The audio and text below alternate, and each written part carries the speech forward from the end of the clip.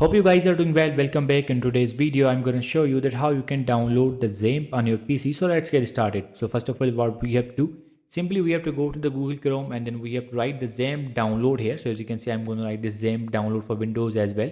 So we have to click on this link, and after clicking on this link, as you can see, Xamp's official site will be opened here. Now simply I'm going to click on this download Xamp. So let's click on this.